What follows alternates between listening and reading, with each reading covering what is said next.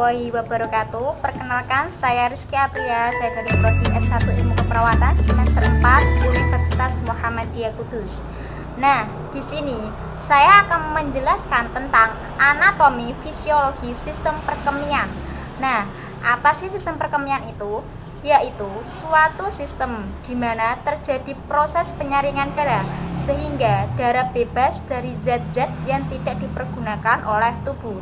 Nah, zat-zat yang tidak dipergunakan oleh tubuh tersebut akan larut ke dalam air dan dikeluarkan berupa urin. Nah, sistem ini terdiri dari 1. Ginjal, 2. Ureter, 3. Vesika urinaria atau kandung kemih, yang keempat uretra. Pertama, ginjal. Apa sih itu ginjal? Ginjal yaitu organ yang berbentuk seperti kacang yang terletak di kedua sisi tulang pinggang. Nah, ginjal kanan sedikit lebih rendah daripada ginjal kiri karena dia tertekan ke bawah oleh hati. Nah, struktur ginjal yang pertama, kapsula renalis. Kapsula renalis adalah setiap ginjal yang terbungkus oleh selaput tilis. Renal cortex yaitu lapisan luar ginjal. Yang ketiga, renal medula yaitu lapisan dalam ginjal. Yang keempat, renal piramid yaitu bagian yang berbentuk kerucut. Yang kelima yaitu renal papila yaitu puncak kerucut menghadap kaliks terdiri dari lubang-lubang kecil. Yang keenam, renal kolom yaitu tiap piramid dilapisi satu dengan yang lain. Nah, unit fungsional ginjal adalah nefron. Pada manusia, setiap ginjal mengandung 1-1,5 juta nefron yang pada dasarnya mempunyai struktur dan fungsi yang sama. Nefron terdiri dari kapsul Bowman yang mengitari rumabi kapiler glomerulus, tubulus contractus proximal, lengkung Henle, dan tubulus contractus distal. Nah, fungsi dari ginjal tersebut, yang pertama, dia sebagai pengeluaran zat sisa organik. Yang kedua, pengeluaran zat sisa beracun. Yang ketiga, pengaturan produksi sel darah merah. Nah, yang kedua ini saya akan menjelaskan tentang ureter. Nah, ureter yaitu terdiri dari dua pipa yang masing-masing bersambung dari ginjal sampai ke kandung kemih. Nah, lapisan dinding ureter terjadi gerakan peristaltik tiap 5 menit sekali. Nah, yang mendorong urin melalui ureter. Lapisan dinding ureter yang pertama, jaringan ikat atau jaringan fibrosa pada lapisan luar. Yang kedua, otot polos sirkuler dan longitudinal pada lapisan tengah. Yang ketiga, sel-sel transisional pada lapisan mukosa sebelah dalam. Nah, fungsi ureter sendiri yang pertama, menyalurkan urin dari ginjal ke kandung kemih. Nah, ureter memasuki dinding kandung kemih secara serong sehingga ketika kandung kemih terisi urin tidak kembali. Yang ketiga, vesika urinaria atau kandung kemih. Nah, yaitu penampung urin berbentuk seperti buah pir atau kendi, terdiri dari fundus dan bladder neck.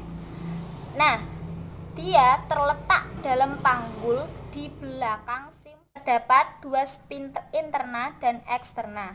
Nah, fungsi dari kandung kemih sendiri yaitu tempat menampung urin sebelum dikeluarkan dari tubuh. Dengan terisinya kandung kemih sampai 500 cc, otot restor rileks, otot polos sphincter interna berkontraksi dan mempertahankan kontinan. Yang keempat, uretra. Nah, uretra yaitu saluran sempit berpangkal pada kandung kemih yang berfungsi mengeluarkan urin keluar. Uretra pada wanita dan pria beda.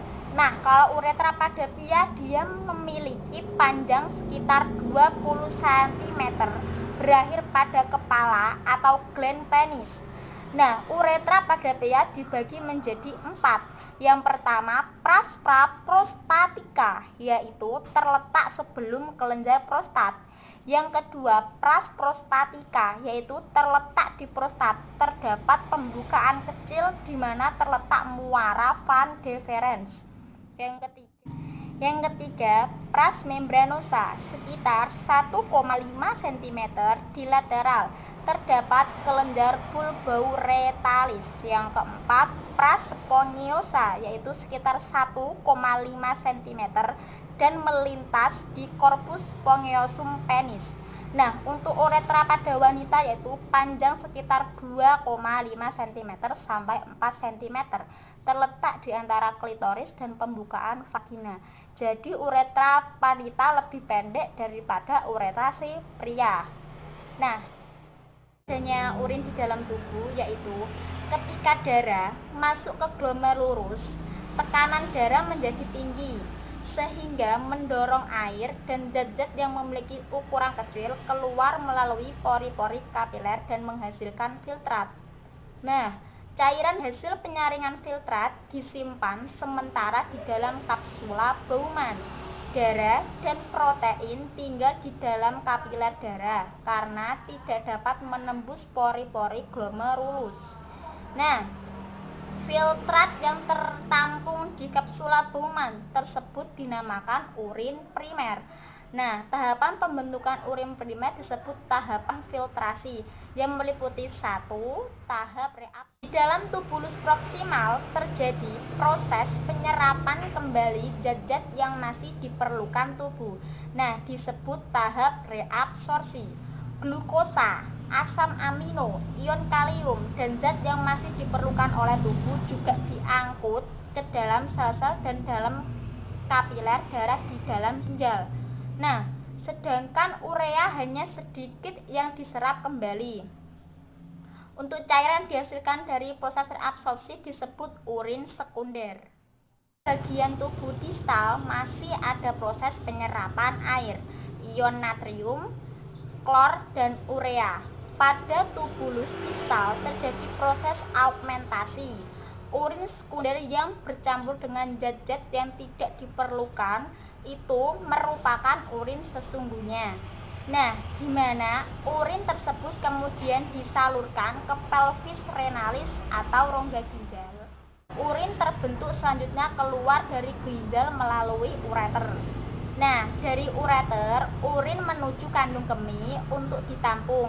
Kandung kemih memiliki dinding elastis dan dapat menampung sekitar 0, liter urin. Nah, proses pengeluaran urin dalam kandung kemih disebabkan adanya tekanan di dalam kandung kemih.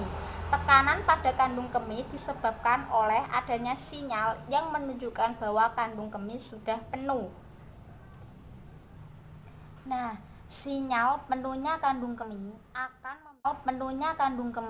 akan memicu adanya kontraksi otot perut dan otot kandung kemih.